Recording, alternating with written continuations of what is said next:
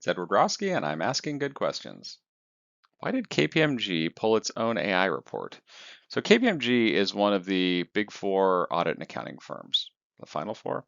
Anyway, they published this glossy report about how wonderful agentic AI is. And the report turned out to be a working demonstration of AI's least wonderful habit.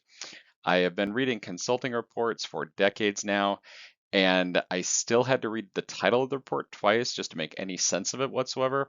It was Total Experience Redefining Excellence in the Age of Agentic AI. Emphasis on that word excellence.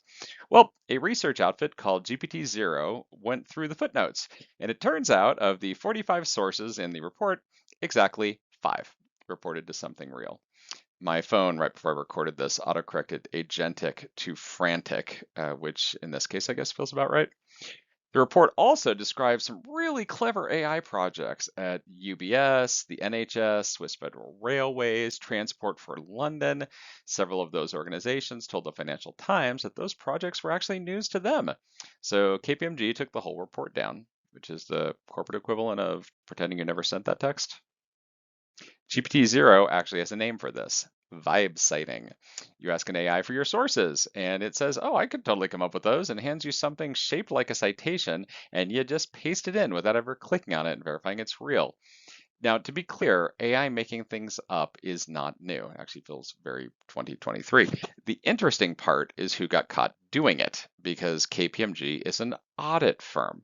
Their whole business is checking other people's work and then putting their name on it as proof that they've checked it.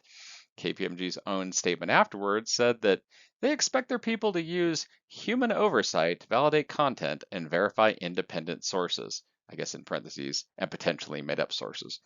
That's exactly the step that nobody did. And they're actually not the only ones. EY pulled a report of its own for the same reason, fake footnotes and all. So, obvious question for the day. If the firms whose entire job is verifying things won't even bother verifying their own report, what are the rest of us paying them to check? If you found this quick and helpful, please subscribe. But until next time, keep asking good questions.